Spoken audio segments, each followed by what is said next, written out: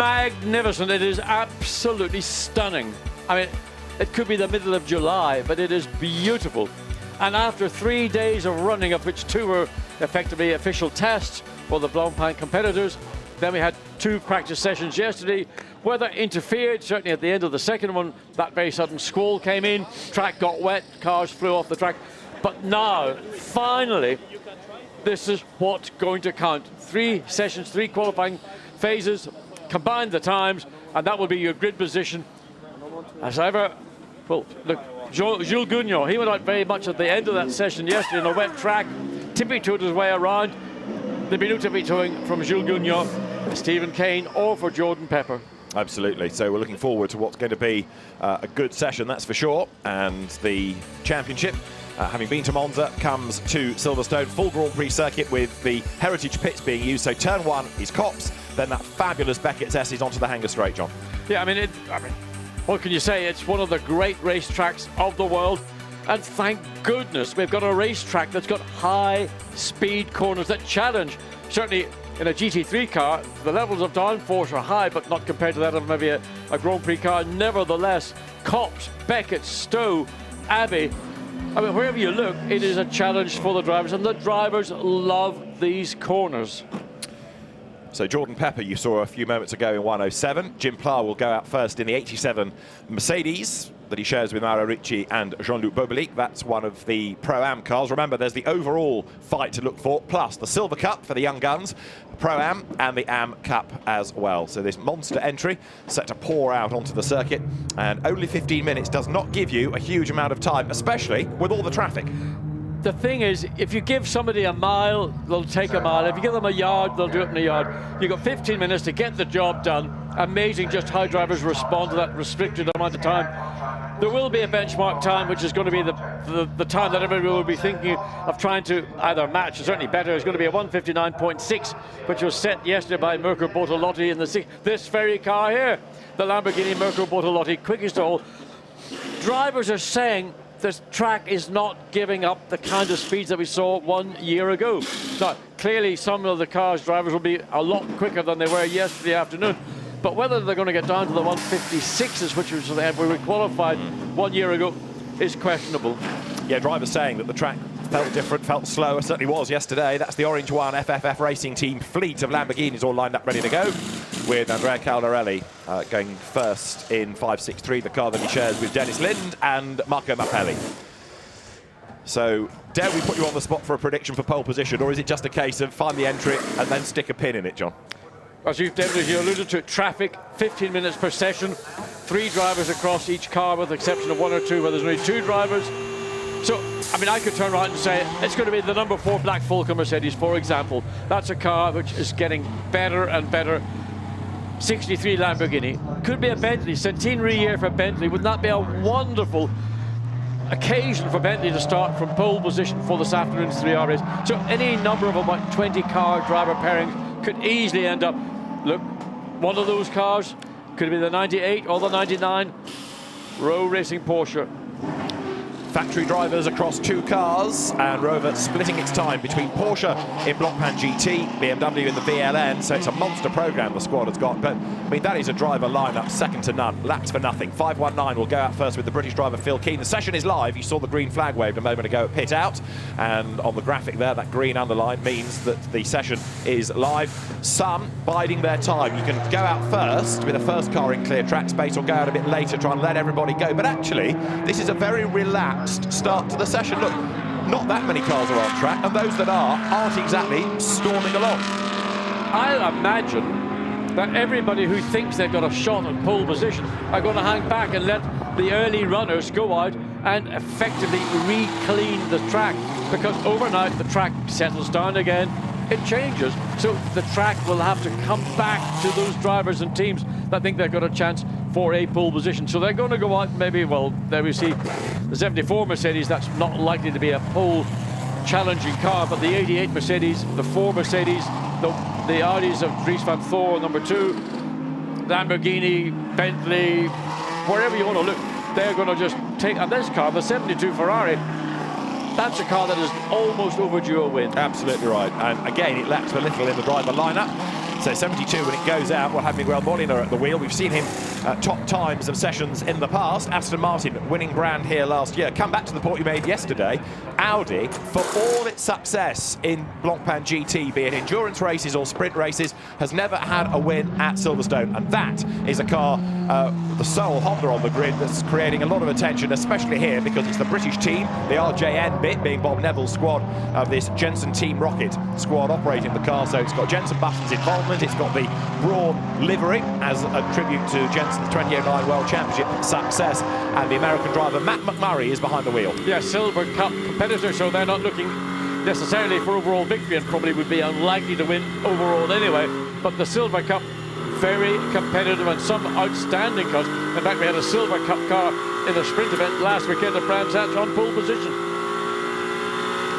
So this is the Hanger Straights, at the Stowe end of which is Andrea Bertolini's Ferrari, the one that he shares with Nick Homerson and Louis Mackey. Was an absolute best, although it's very early in the session, for Matt McMurray. It just looks good, that car, doesn't it? Everything about the Honda is just, it's pleasing on the eye. It's got a V6 engine in it. Only, I think the only other brand that's got a six-cylinder engine is the Porsche. So it's got a different exhaust note, and you can actually hear these engines. They're not muted. That is an aspirated engine, not turbocharged. So past the wing, coming out of club corner, Matt McMurray. It's a long middle sector, and it has the Vale. It's got this fast section here, but it's also got the tight and twiddly bits that he's about to come up to, namely Village and the Loop, and then through Aintree. So it's an interesting sector. It's got fast and slow sections. Yeah, coming into Village, you've got a choice of staying tight and hugging, as you're seeing McMurray do in the Honda, get over to the right-hand side to make the loop, get the ultimate racing line, let's say. But people do mix and match, and it's a part of the racetrack where overtaking does take place. But the problem is, if you overtake in the middle of between Village and Loop, you can compromise your exit and then get nailed as you come through Aintree down onto the Wellington Straight, down into Brooklands, another place where overtaking is possible. So two absolute bests. This will be the target time, therefore, set by Matt McMurray. He's actually done okay for traffic. He's got them all stacked up behind him, but he's got precious little in front. In fact, the car that he will come across first will be Dries Van Thorp, but Matt McMurray will break the beam and do the first proper flying lap of the session as a 2 minutes 3.851. 2 minutes 3.851, then ahead of Pierre Arret in the AmCup Ferrari. But all of this is going to shuffle around not only in Q1, but of course because you're taking the combined average of the three drivers across the cars right to the very end of the third part of qualifying. But look, there's the problem. Matt McMurray is now in the middle of a group of cars that are on their first out lap or on their first flying lap. He's on to his second flying lap, and that's already compromised. So he's got little option but to bail out, just give himself some track space and try and find a clearer bit of the racetrack. But now that the track is getting more busy, Aston Martin's out as well, our Motorsport, a car that, I mean, stealth, I mean, that looks, well, we keep telling it looks fantastic. Porsche, one of the Rover Racing Porsches, backing out again, looking for that almost impossible to find clear track, to give yourself one clear lap, to have your one shot and trying to do the best you can in your qualifying segment. Out of Stowe goes number 19 then, that being the car that has got, for the first part of qualifying, Arno Santamato behind the wheel. That's the other Grasser Racing Team car. It runs in the Silver Cup. Santamato, Gerhard Verraza and Lucas Maron.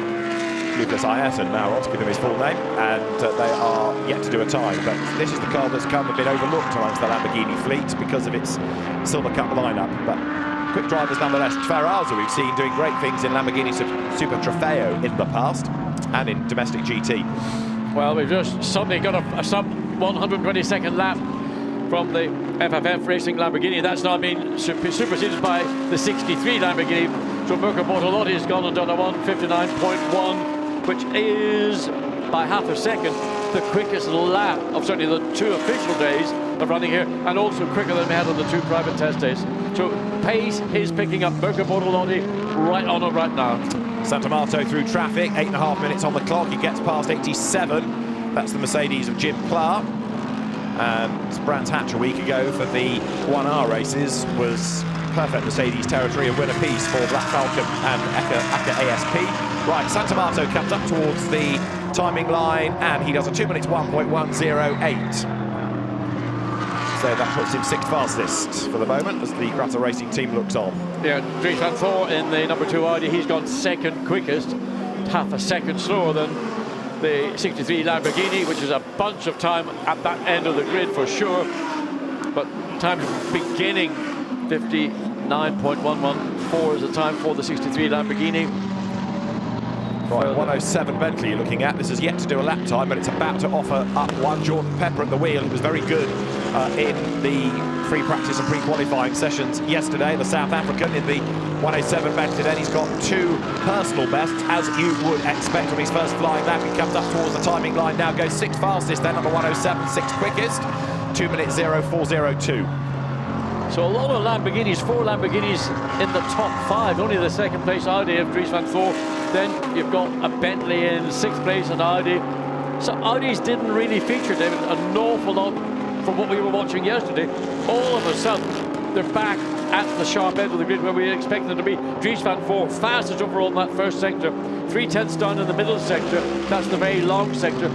So he is looking to find half a second plus to get onto level terms with the 63 Lamborghini.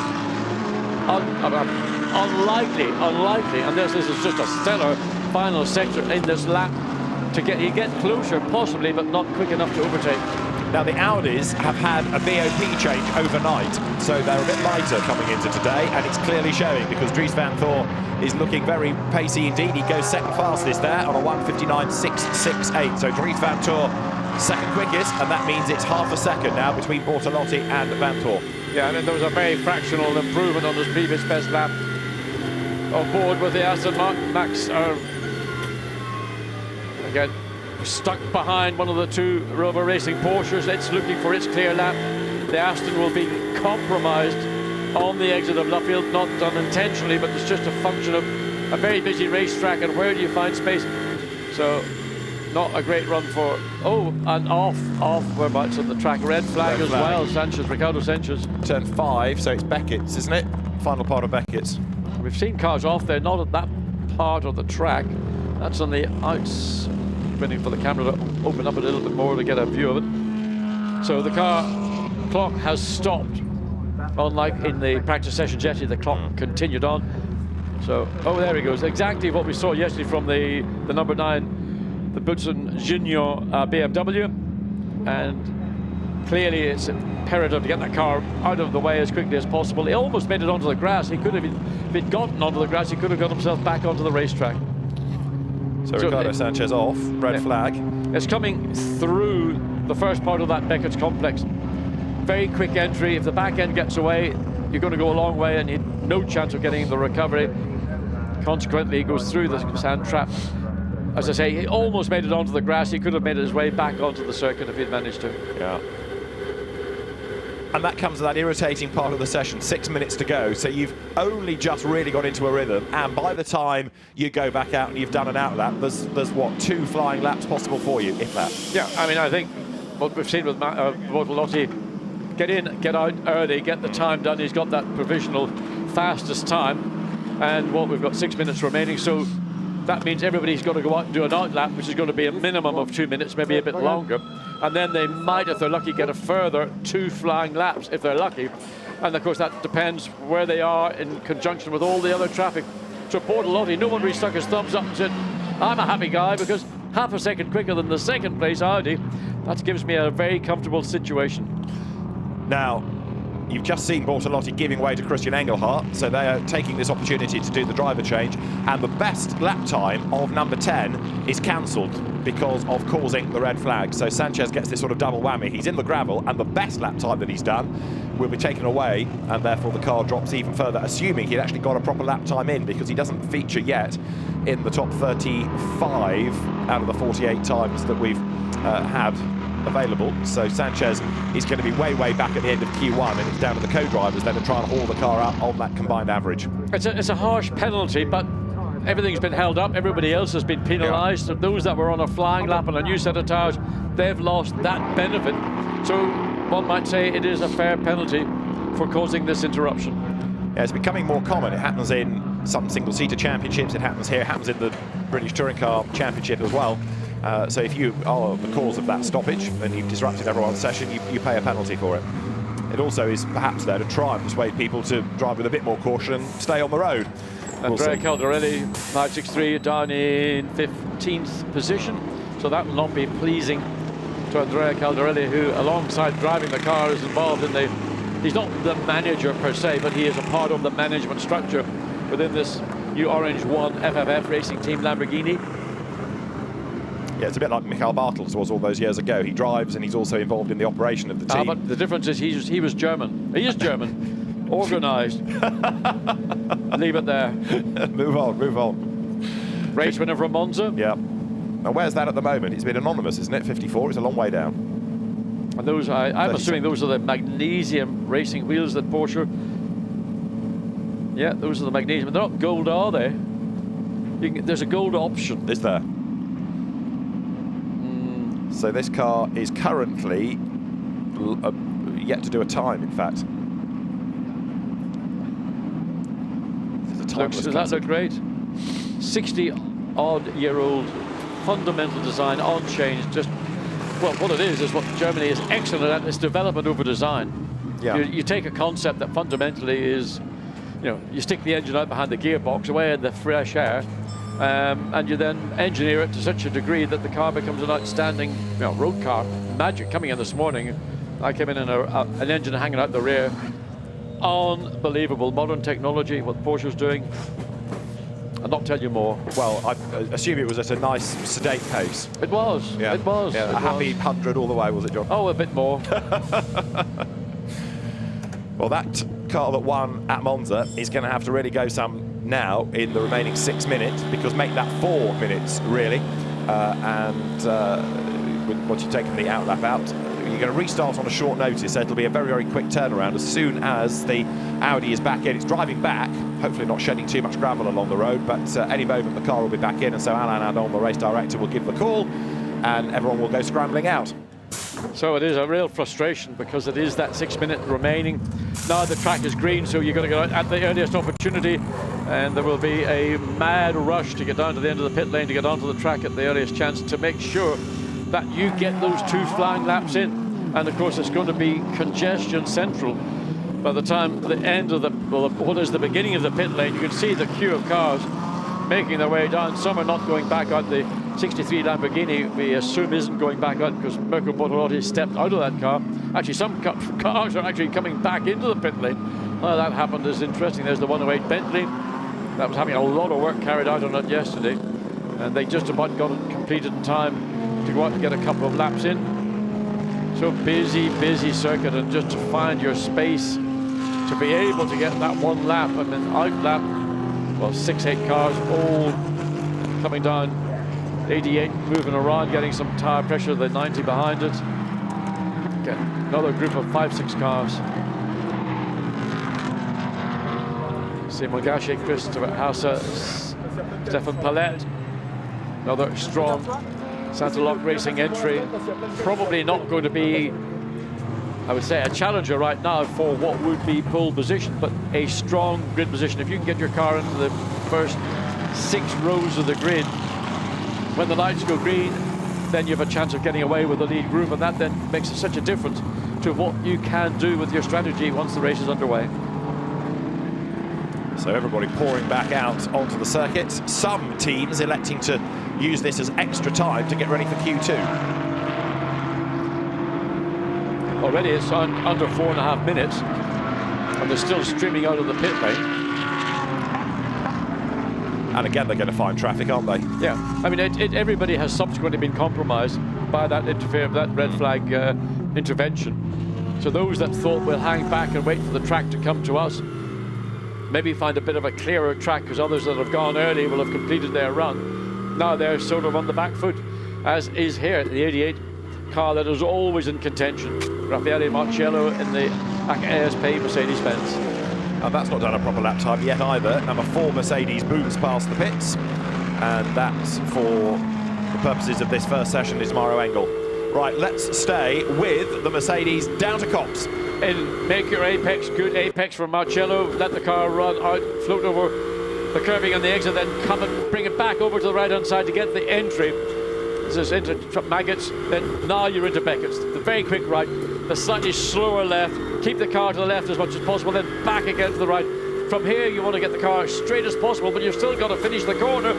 Now, through Maggots down, or through Chapel down, Hanger straight, up to 200 and just under 60 kilometers per hour, onto the brakes, down 2 gears, into Stowe, get the nose in, release the car, let it just float out to the exit of the corner, then back over to the right-hand side. Runs a bit of curb, not a problem as long as all 4 wheels are not over that curb and onto the green, but slow into Vale. Don't try and overdrive it, because it's more important to get the 2-part of club absolutely correct, particularly the second part, because that's going to dictate the speed as you come on to what is the grid for the Grand Prix. Then the run down into Abbey, and remember in Abbey there's that little bump. Well, actually it's bigger than a little bump. But Marcello, I mean, he's working hard on the steering. I mean, you can see he's not actually having what you might describe as the easiest run in this first attempt at getting a qualifying lap in. So into the loop, ponderous and slow. You just got to be patient about it. Then run the curb and almost diagonally come across the track to take Aintree. Red flag, another red flag. And that means he will not get a time in. Well, not going to get a time in with 2 minutes left, and it's 66. It's a Beckett's again, Clement Schmidt. So it's really, this is going to absolutely turn the grid on its head. Look and at they've that. bedded it well and truly bedded. So that's well and truly embedded into the gravel. And again, it's this entry into Beckett's as you come through Maggots, the transition to the right, and if you just carry too much speed or your tire temperature is not up to the operating temperature and you lose grip, then that's it. You're going to be a passenger, and that's happened twice. We've seen it with 2 Audis this morning.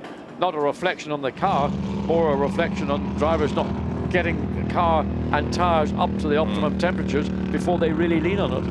So 2 minutes and 18 seconds is effectively an outlap. Absolutely, and that's it. I mean, you might as well just stop the session, other than you let it run. If somebody might want to go out and check something, well, yeah, which is they're fully entitled to do, but they're not going to get a flying lap. If you're the first car out, they've got 2 minutes and 18 seconds, and a gun lap is a 1:59. You could, the first 2 or 3 out could just sneak a lap, couldn't they? They could do, but if those first 2 or 3, maybe let's say, are not pro cars and they're not hard on it, I don't know, if you get maybe the 107 Bentley at the front of the pit lane, you can guarantee that that's going to be a quick car that might just sneak across the line before the flag comes out.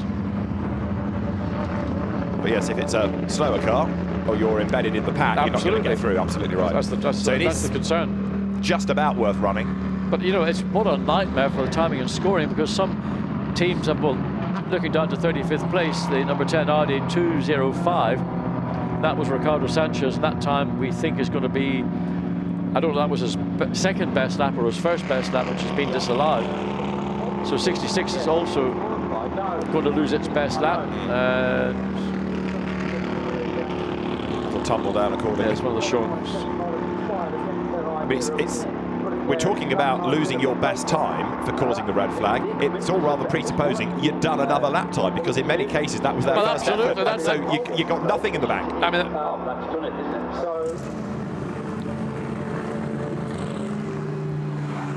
everybody pouring down the pit lane.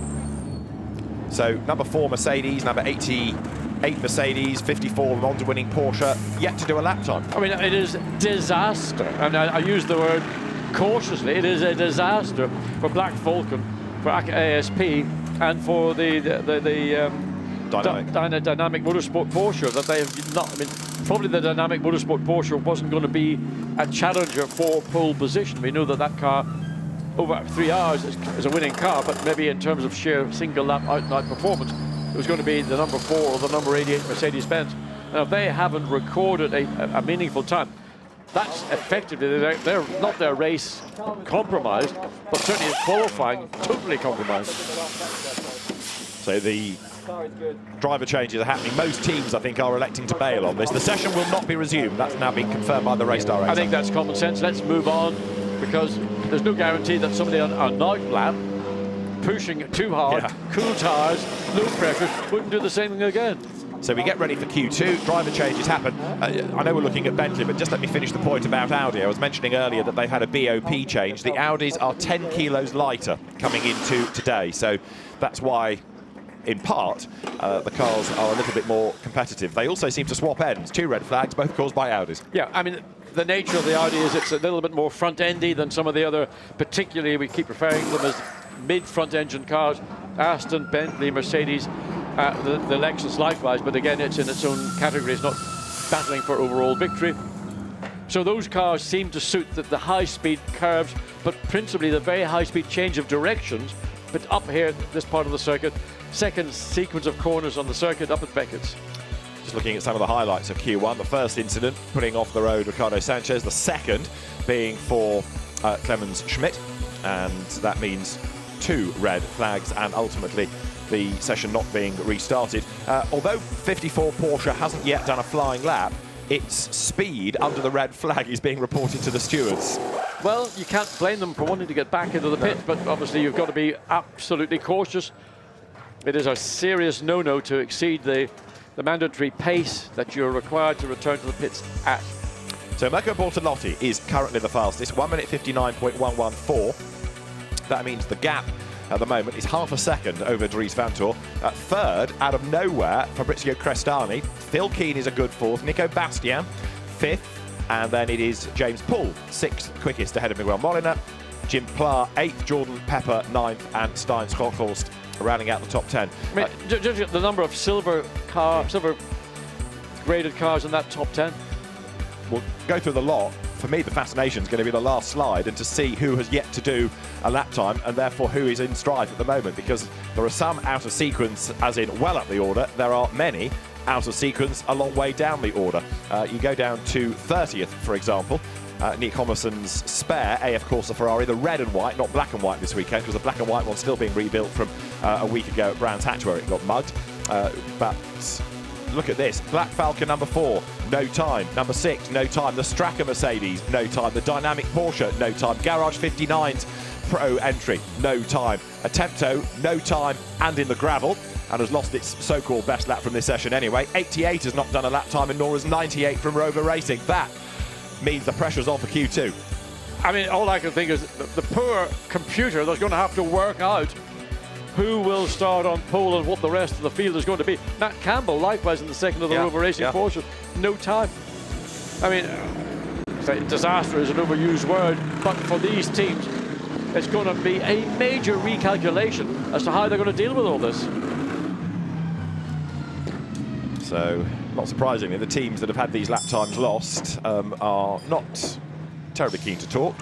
The qualifying session is brief enough, never mind people binning it and then losing your best lap time. So Christian Engelhardt will now get on board 63. Yeah, it goes back to what we talked about. We saw a lot of the lesser likely pole sitters to go out early because they knew that the front runners are going to wait until the track has got that little bit cleaner after maybe 5 minutes or 10 minutes. But they've paid the penalty. They've been caught out. And there's the people that went out at the very beginning, including the 63 Lamborghini, that got all the advantages and now are sitting happy. I mean, Grasser Racing in particular, but also WRT with Dries Vanthoor. 2 of the potential race-winning teams have locked out in the first Q session that front row of the grid. They are going to be looking very happy indeed, I would say. Now, bear in mind that the way that the qualifying average works out is that you have the bulk of the entry with 3 drivers. There are 1 or 2 with only 2 drivers. And those 2 driver entries always start behind the 3 driver entries. Now, what happens if you've got a 3 driver entry, but you only set a time in 2 sessions? The answer is you go and join the 2 driver entries. So those cars we've just looked at without a time are going to have to start behind all the cars that get 3 times. So straight away, they're on the back foot. It doesn't matter what happens now. They're only fighting for pole, if you like, in Class B, in the second part of the grid. I mean, I would sum that by saying predictability. Well, where's the predictability in this qualifying session?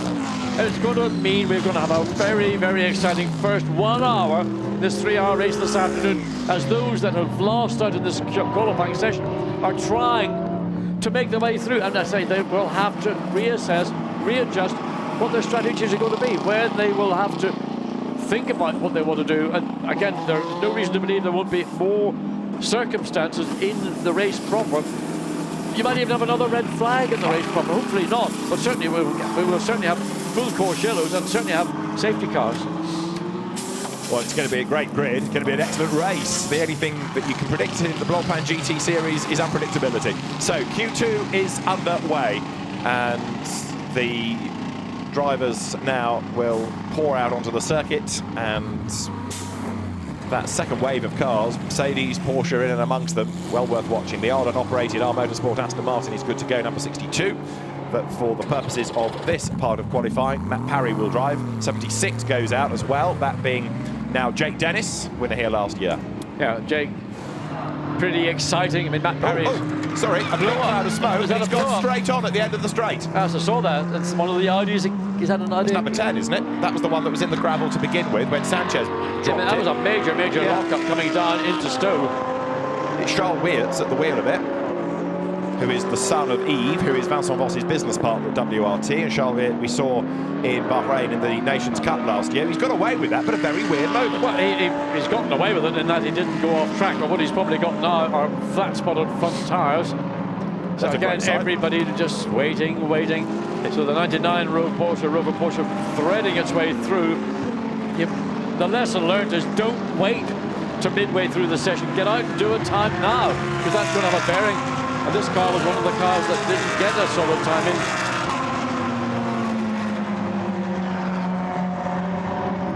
Now this session is going to be extended by 10 seconds because there was a delay between the call being given to go green and the marshal turning the light to green at the end of the pit lane. So it's been extended by 10 seconds, incidentally.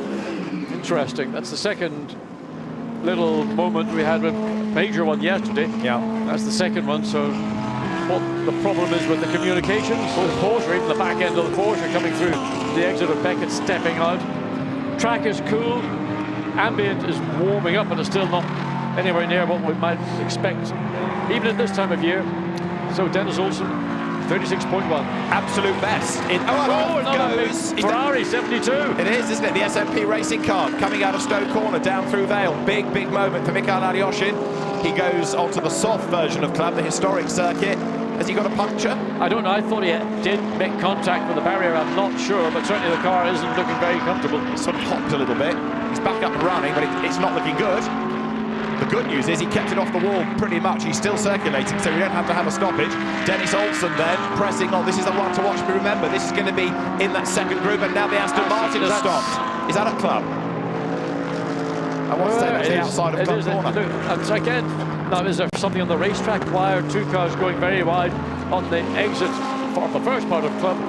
As Dennis Olsen pounds on, waiting to see his second fastest overall station. He's the quickest car of anybody on track right now. But he's got 3-4 cars ahead of him, one of which is going to certainly come into play. Down into Brooklands. But why are so many drivers making so many, you might say, very basic and fundamental errors? Good question. Dennis Olsen, who won here last year in Porsche Super Cup, goes well at Silverstone. And this car, which will be in that second group on the grid because it didn't do a Q1 time, is about to offer up the benchmark time here. Up towards the line he will come there now. And Dennis Olsen, when he breaks the beam, does a 1:59.689. Look at that, purple sectors all the way through. Perfect. Excellent. And that time is, well, it's just over half a second slower than we saw from the Lamborghini. But the track is proving to be a real handful for many of these drivers, getting caught out particularly on their either their out lap or their first flying lap. So 1:59.114 is the best out of Q1. A 1:59.177 is the best out of Q2. And at the moment, pole position is to the number 12 Lamborghini, which currently has Dean Stoneman at the wheel of it, because that's the average, and it's a very weird average. Well, we're waiting to see what happens to the 63. It doesn't take too much thought that Christian Engelhardt in that 63 Lamborghini, who is, I'm just going to say, has he gone out? His time is about, no, he hasn't yet gone out. Well, there is another car that's got to be on its toes here to try and haul itself to the top of that second group, and it is Luca Stoltz in the Black Falcon Mercedes, winner at Brands Hatch last weekend, and the car looking good as it heads up now towards the Beckett's S. He won the second race in the Blancpain GT World Challenge Europe last week at Brands. With the Mercedes, you can see that the car, it's a slightly more compliant chassis than some of the others, and therefore it's a little bit more, I suppose, user-friendly to the driver. You can lean on it with a bit more confidence earlier on in the stint. But Luca Stoltz comes down hanger straight. So we've still got, overall, it's the number 63 Lamborghini that is between Bortolotti and Christian Engelhardt that's topping the times.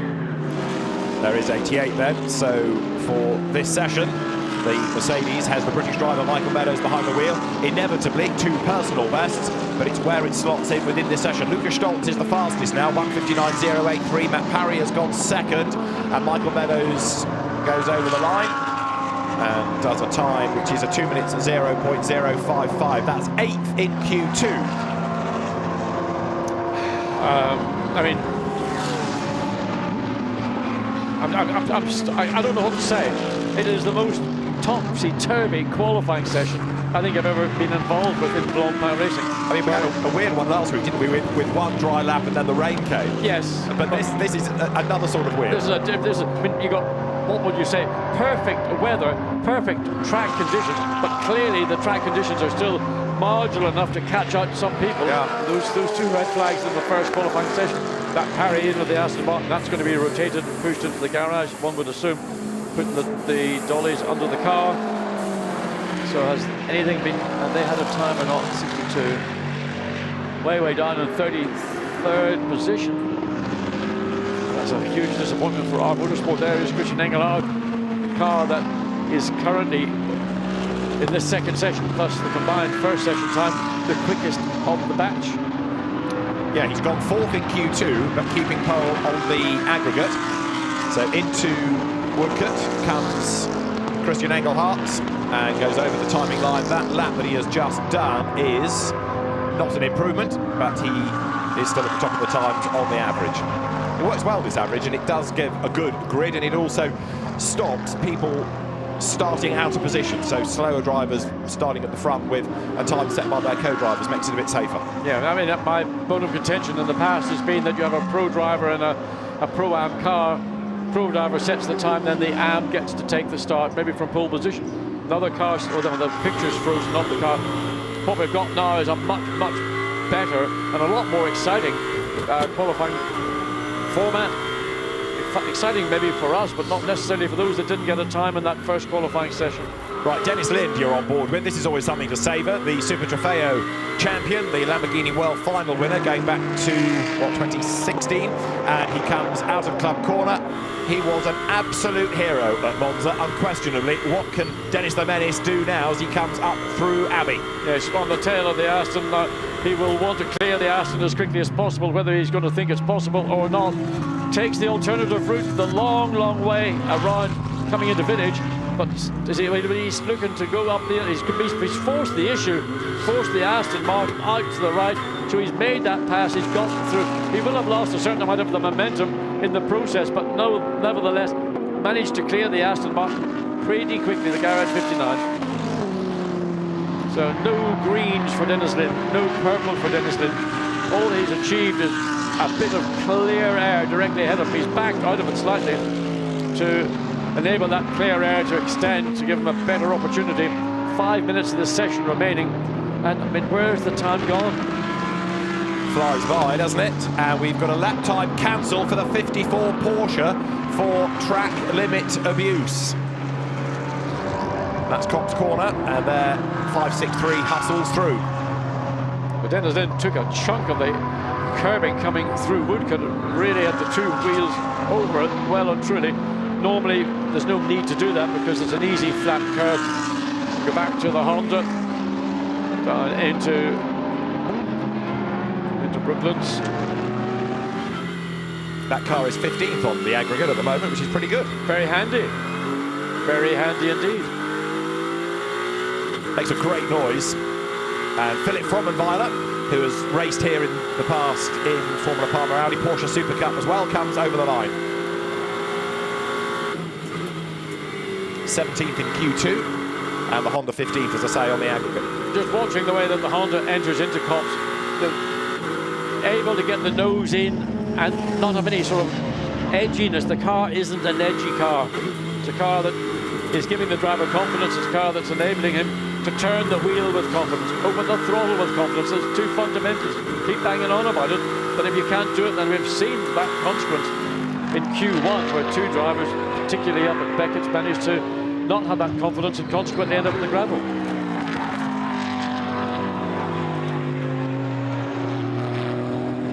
Frommenweiler out of Stowe, down through Vale.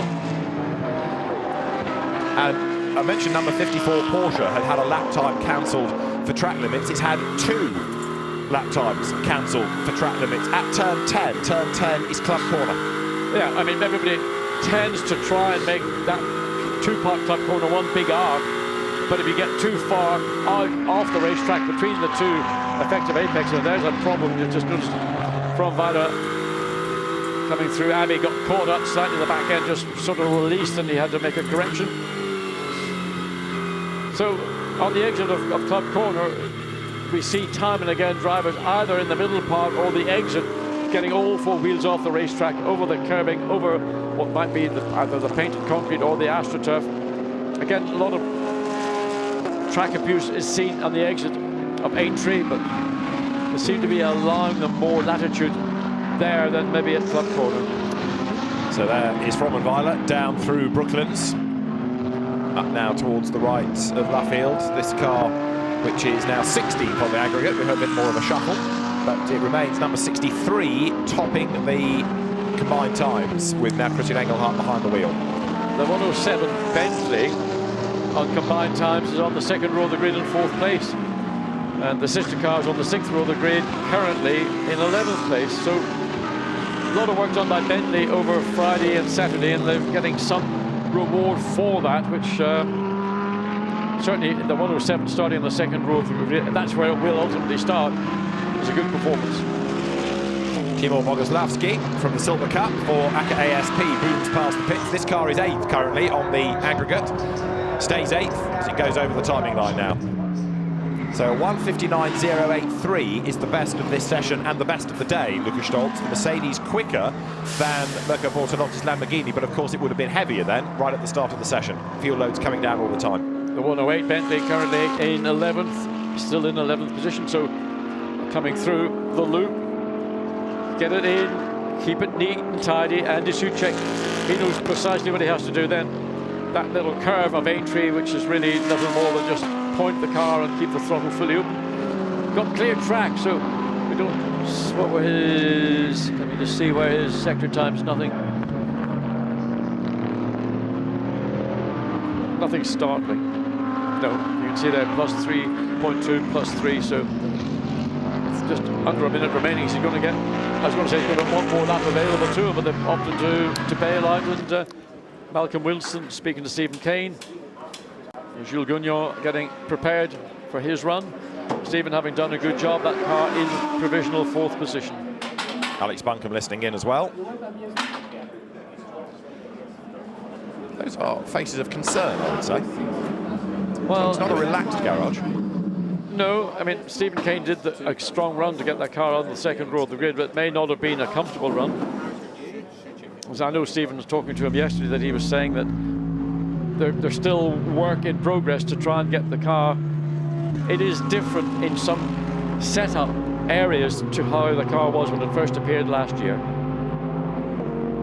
This is Andrei Lewandowski, who's been a very, very quick AM within the Lamborghini Super Trofeo Europe for the last few seasons, now moving up to Blancpain GT Series. He's in the AM Cup, as you saw, and that Ferrari heading down to take the checkered flag. Some take the flag on the track, others bail on that in-lap, because they can save themselves another couple of minutes in the break between sessions. So if you're not going to improve, and you can see that on the dash on the information display, there's no real point taking the flag on the circuit. And another consideration that teams have to make is if there is no improvement coming, certainly by the time they get to the exit of the 2nd sector, rather than finishing that lap and doing another lap and then having to come in, you're saving your tyres. I mean, yeah. the tyre allocation is restricted.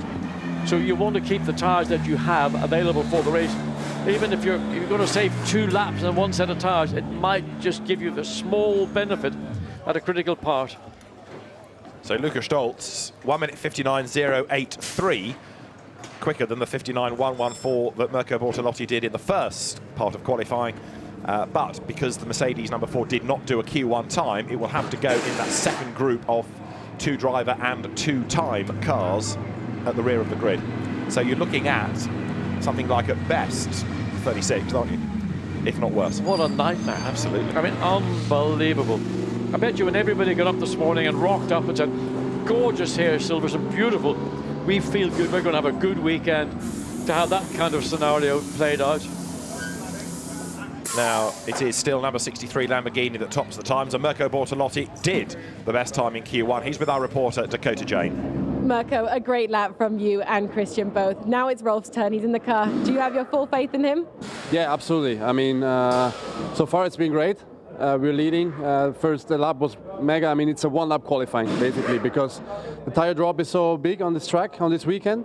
So it's just one lap. And yeah, if you make it stick and everything works out, you can really make the difference. I had a really, really good lap, so I'm really happy. But as we know, it's the sum of all three qualifying. So at the moment, it's looking good. But it's still one quali to go, and we have full trust in Rolf. I think he can do a good job as well, and then we'll see where we end up. I know it's a 3-hour race, but starting on pole is always nice, isn't it? Yeah, but we are not on pole yet, so let's wait another 15 minutes and then we see where we start. Let's see. Thank you. Erring on the side of caution, Mirko Bortolotti, but on aggregate, the average is a margin of 0.7 of a second. That's what they have in hand at the moment. Rolf Eichen is quick. But he's not as quick as the other two, but he's a quick am. Now, if you take Q2 in isolation, these are the times, and it is Lucas Stoltz then from Matt Parry, the margin being 94 thousandths. Remember, this is not the grid, this is purely that last 15 minutes in isolation. Jake Dennis going third, fourth quickest Christian Engelhardt, ahead of Dennis Olsen's Porsche, Peter Schrothorst sixth, Dennis Lynn seventh ahead of Stephen Kane, then Sven Muller, ninth quickest for Porsche, Michael Meadows Mercedes 10th ahead of Giovanni Venturini, Dev Gore, the next driver for Straka, in fact, through to be 12th fastest. Keep going, where do you find 108 down in 18th, Andy Soucek. And the number 2 Audi that Dries Van Thor was doing good things with in Q1 ends up 19th in Q2, thanks to his Ezequiel Perez compact. He's just ahead of Dean Stoneman. Keep going down, where do we find some of the others from the Silver Cup? Jordan Witt, 27th. Nick Foster, 29th. That car didn't get a time in Q1, remember, because it was in the gravel when Clemens Schmidt put it off the road. Number 72, after its problems at the very start of that session, ending up 31st, so we've not seen the best out of that car yet. It's 13th on aggregate, but that was a big moment for Mikhail Alyoshin. He's ahead of Jonathan Hui, the Chinese driver, and he in turn is ahead of Louis Machiels. The Parker Racing Bentley, 36th, Rob Smith just did the time. Ben Goethe, 38th, keeping out of trouble after a few spins yesterday. And at the very foot of the times, number 15, Claude Gosselin in the Boutsen-Gignon BMW. So that's how we look then after Q2, and everybody now is ready to go. The fast lane is open, so if you want to go down and queue at the end of the pit lane, you can. One car in this whole group of 48 cars I want to keep an eye on is the number 9 BMW, the Boutsen-Gignon car, but with Philippe Eng stepping in to replace an Philippe Stevenet. So Philippe Eng hasn't driven this car here this weekend. He's going to be jumping in to qualify it. You know, that's a big ask for any professional racing driver, but he knows the car, I would have to say, not this particular entrant, but he knows the car over 2 seasons extremely well. Philippe Eng, the car is currently 35th. I wonder what he can do. It is going to be very interesting indeed, because we know his track record in BMW GT cars and also in Porsche racing, Carrera Cup and Super Cup champion Philippe Eng. So we get ready for Q3. The car is 35th on aggregate as well at the moment. Rostan and Karim Moehle have done it. Changes classes as well for today, because it was an AM Cup car and is now in Pro-Am because of this driver change. But we'll see how Philippe Eng gets on.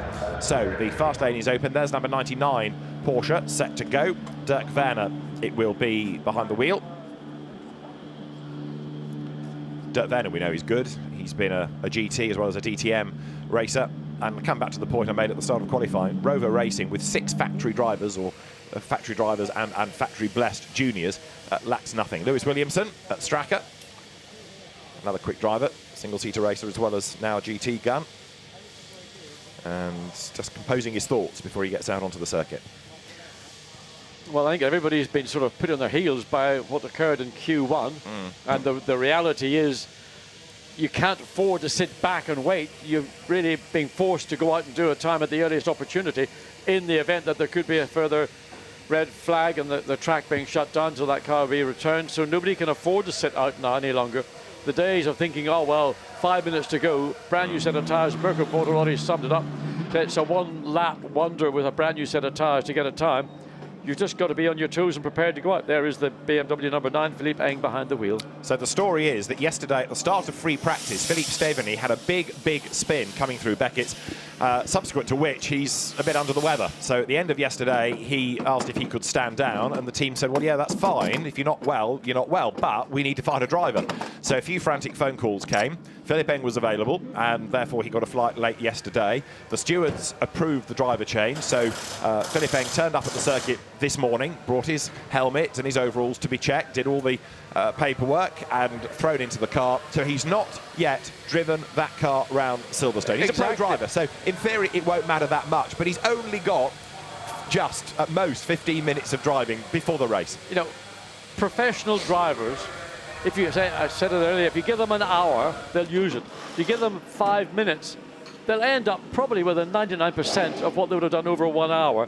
So that's why I'm saying I want to watch Philippe Eng in this car, the number 9 BMW, to see basically what lap time he can deliver in a 15-minute session, having never actually sat in this particular car, never driven this particular car, familiar with BMWs for many seasons, as we pointed out. But, you know, a driver of his skill and quality, he's capable of dragging a performance that will be the potential, full potential of that M6 BMW. So the teams are ready, new tyres going on.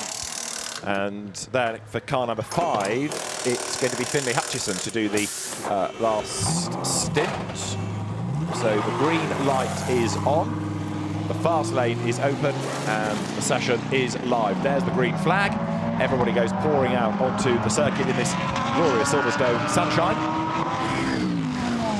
And this has a lot more urgency about it than the start of Q2. Very much so, and again, a different. If you didn't get your time in that first session, I would have thought you want to get out as early as possible. The 108, Bentley still up on the jacks, having wheels and tyres changed. So that car not yet anywhere near prepared.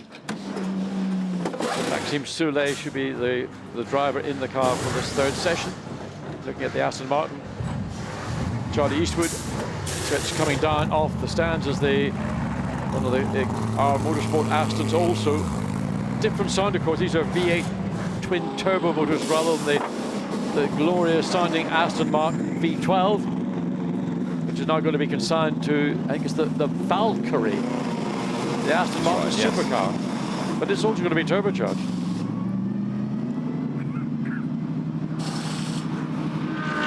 Porsche very wide, coming out the second of the Rover Racing. Porsche's coming out of club. Go watching the 15 Lamborghini through Abbey as the two Bentleys are more or less about to go out in unison. Yes, they are. They don't want to be tripping over one another, but at the same time, they can't afford to sit back and wait too long. They just have to get out, get a lap, consolidate, and then if they can improve, then go and do that again.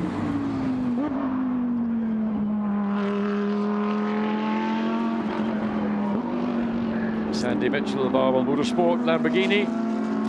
And he's another very quick young driver, the young Scotsman, who really shone at Monza. Was very good in the BRDC Formula 4 single-seater championship a few seasons back.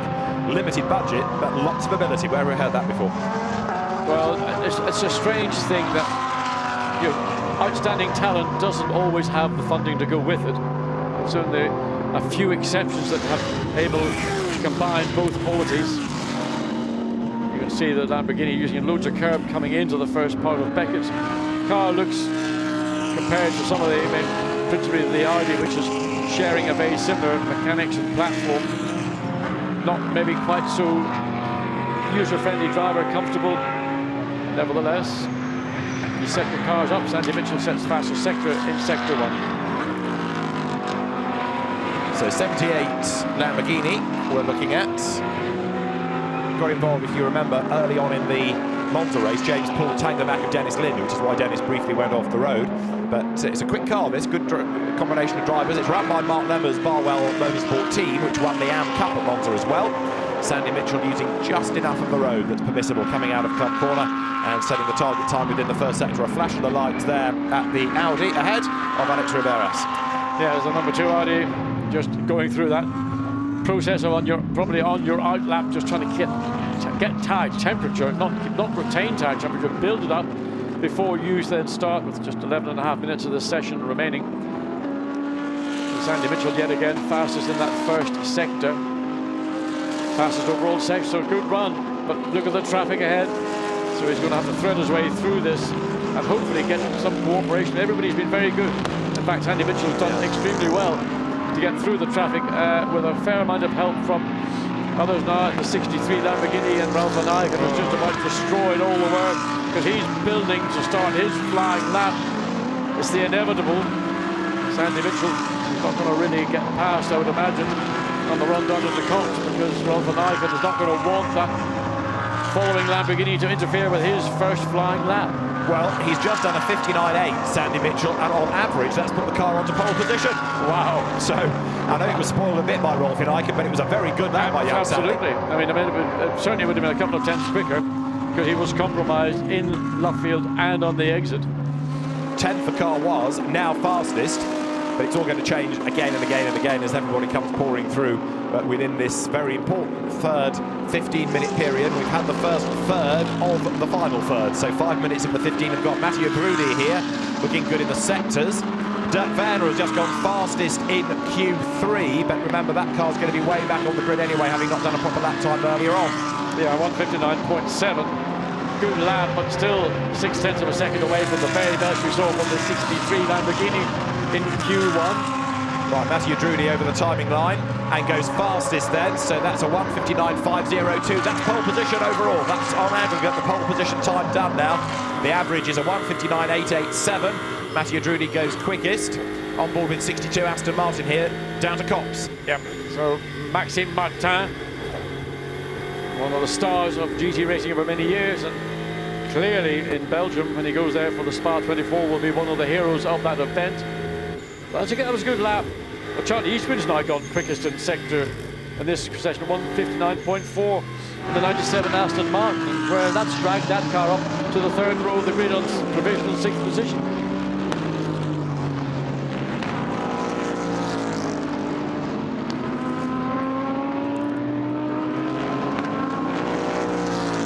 So Jules Goulon through up towards the timing line. Nicky Thiem is currently fastest from Jelmer Burma. We're into the 58s now. Nicky Thiem a 1:58.890. Second is Jules Goulon. So that lap time that he has just done goes third on aggregate. And back to the top of the times, Rolf in Eichen's lap has put number 63. So 63 Lamborghini, quickest on aggregate from 55 Audi. 5:19 from Pereira Lamborghini third, 5:63 Marco Mappelli fourth, fifth now 1:07 Jules Goulon. I suppose it was no big surprise that the 63 Lamborghini would maintain its provisional pole. Such was the gap between not Jelmer Berman, but Marco Bortolotti. He had 0.7 of a second in hand at the end of Q1. So that's a big lump of time for any of the principal challengers to try and eclipse. Number 63, which is Rolf in Eichen. Interesting that he's put into do Q3. Ordinarily, we assume that he would be number 2 driver in, and then Christian Engelhardt would do the final sector. They were doing sufficiently well, but what is impressive, I'm looking down Nicky Thiem in the 76 Aston Martin. That was a strong run, the first car to get into the 1:58 over the last 4 days here at Silverstone.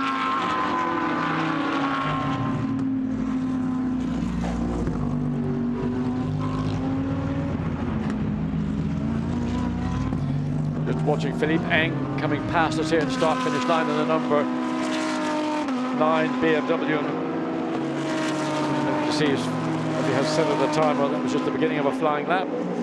21st he is in the session.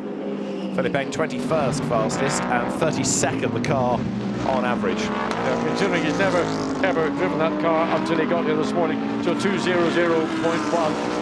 Pretty impressive. You'll only get quicker. Pretty impressive. I mean, why am I surprised? But it's a strong run indeed. Well, American comes across the line yet again. What's his lap time? 2:00.4, so just basically as a consolidation lap for the 63 Lamborghini. So there, Christian Engelhardt, Marco Bortolotti look on, standing behind the Grata Racing team engineers. 6.5 minutes still to go. Number 2 here, which Alex Riberas has been offending a few people by getting in the way, trying to find clear track space. Now he has found a clear bit of road, and he comes into Woodcote Corner, and he's on the money, John. Yes, it's 23rd currently. Let's see. Oh, and I'm just going to cut back to there. That is not going to help your effort. That was a lap earlier. So doing that on the exit of Luffield is not ideal. Again, running is way, very wide on the exit of Cop. So Alex Riberas is under pressure, and he's responding to that pressure, and he's simply overdriving. Just go back briefly to Q1. Remember, we had the second red flag and the session wasn't resumed, and you and I were saying, as you see a sideways Riberas, that had you been at the front of the queue, you would have just had time to get round. Well, one or two of the teams have been saying we could have had a chance at a lap time if we'd have been on our toes. Why wasn't the session resumed? The answer from the race director is not everybody would have had that opportunity. So to be fair to everybody, we didn't restart it. Otherwise, you'd have helped half a dozen teams and not the others. So to try to be fair to everybody, that's why they didn't restart for 2 minutes and change. I can see the logic. I mean, those that were at the front and those that felt they could have gotten around under 2 minutes 13 would feel that we could have made an improvement that would have affected our overall grid position. But I think it's a very fair point that it would only apply to those that at the very, very front of the pit lane exits that would have had that opportunity, and those that are at the beginning of the pit lane exit had no chance of doing it if they had even wished to. Indeed, so that's the answer, in case you were wondering.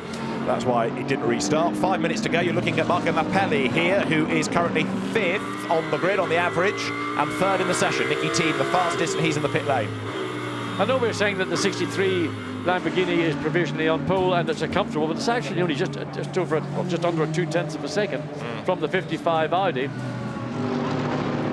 It's interesting, isn't it? This balance of performance change. It's only 10 kilos lighter, the Audi, but it seems to have made a big difference today. I think what's making the difference is the fact that they're running on either very fresh or brand new tyres. The grip that they get from that tyre will mask some of the other issues that they may have been having to contend with when they're running on much older rubber. So the tyre is the bandage that's always been available to any team that's got a problem or haven't got a car balance setup that they want. Throw a new set of tyres at it, you will get the time. Number 2 Audi through, 6th on average now on the aggregates, and that means Alex Riberas then, although he's only 24th in this session, which doesn't suggest great pace, he has got the car up the order on the average. Davide Rigon now, number 72. This car is 10th on the grid provisionally on the average. Well, Davide Rigon is the quickest in my view of the 3 drivers in the 72 Ferrari. But personal best in first sector, but 8/10 down in that second sector, comes through Luffield and comes across. He will be looking for an improvement, but I doubt there's very much. It's in 10th position. Are they going to make? Still stays in 10th position. So through Copse Corner he goes. 3.5 minutes on the clock. He'll get 2 more laps out of this if he wishes to take them. Didn't look like he was committed. No. Coming through Copse there. So whether somebody's been kicking up the dust up at Beckett's.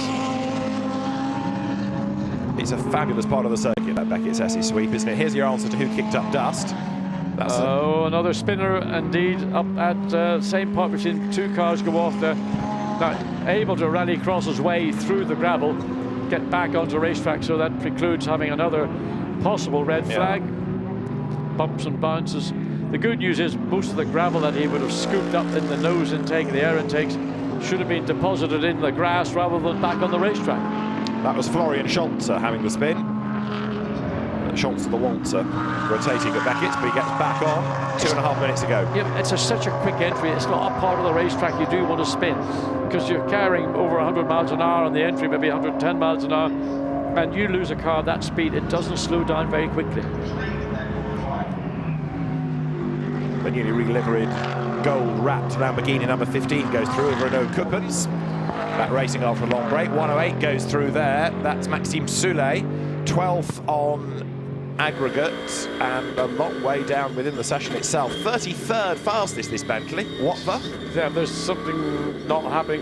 I mean, we saw the 108 was certainly up on its axle stands for a very long period in the second of the sessions on Saturday afternoon. Maxime Soulet, we know here at Silverstone in particular, is mega. But if he hasn't got the car with him or underneath him, then those times are not going to be available. Sister car much better off still provisionally on that second row and 4th position with Jules Gounon behind the wheel of that car. But in pure pace, he's only 11th, and the best lap time that he's done is nearly 9/10 away from the top time in the session. So the Bentleys are perhaps being masked on their grid position. In terms of pure pace, neither of them looking sparkling at the M Sport cars this. No, in terms of out-and-out pace, they're not delivering that out-and-out speed. But as you say, it's the combined of 3 laps. Maxime Soulet takes the very, very late apex at the exit of Brooklands to get the car more and more straightened up to get into Luffield. So this lap is not going to be a lap that's going to have any bearing, but the lap he's going on to now, and he has got, in relative terms, he's got a clear pit straight. So now Maxime Soulet's got 1 lap remaining before checkered flag comes out, to see if they can elevate the 108 Bentley up the grid, up from provisional 6th row of the grid, and maybe try and join the sister car 2nd, 3rd row. So let's see. Beckett's S's. Mind you, the celebrations have started, haven't they, at Grasser. Rolf Icon there nearest the camera. Mirko Bortolotti is very happy indeed for 0.196 of a second. They think the job's done. Yeah, I think the job is done. I think that they're very happy with that time indeed. So couldn't have been better. Could not have been better, and it just illustrates the value that Grasser Racing, by putting Mirko Bortolotti out pretty early in Q1, got that time in. He said 1 lap on a new set of tyres. If you don't get it done, then you will struggle for the remaining laps. He got it done, and that's what they're really, that's the cushion they've been using all the way through these following 2 qualifying sessions. So the flag is out. Maxime Soulet down in the first sector. So he's trying, and he's got the road to himself, but the pace is just not there. Certainly the 108 is not delivering the pace that the sister car has done. So Maxime Soulet on the brakes. Into village, just, you know, it's be patient, don't try and overdrive the car. These 2 slow corners can harm you more than you gain by any overdriving, but you can run the curb and the exit coming out of the loop, and then through Aintree, just release the car, let it find its own natural exit down into the braking zone. You're able to brake quite a lot later than you might assume, because the apex is so late in Brooklands that you're using the corner part to slow you down, not just simply having to use the brakes. And well, a disappointing run, I suspect, for the Belgian in the Bentley. Look how much he's off the circuit on the inside coming into Woodcote. Did it help him, is the question? No. No, and there are other issues. Yeah. If he'd taken 20 feet at the inside of Woodcote, if he could have been on the inside of the pit lane, well, there wouldn't have been any difference whatsoever. Well, it's provisional pole for Mirko Bortolotti, Christian Engelhardt and Rolf Icon. We can hear from them with Dakota. Well done, boys, and massive congratulations, all 3 of you. 3 good times makes you guys on pole. Happy, Christian? Yeah, very happy. It was a turbulent qualifying, with especially in Q1 with the red flags and everything. And yeah, two really good qualifyings. Mirko, a massive lap in Q1. Then I had a really good one, also a good spot. No traffic at all on the first lap. So really happy about that. And then Rolf had the most difficult job, because he had to do a solid lap, and he had a bad spot with traffic, and had to finish the lap somehow, which he did. So really happy about the whole team job today. Rolf, you're happy with your lap even though the traffic?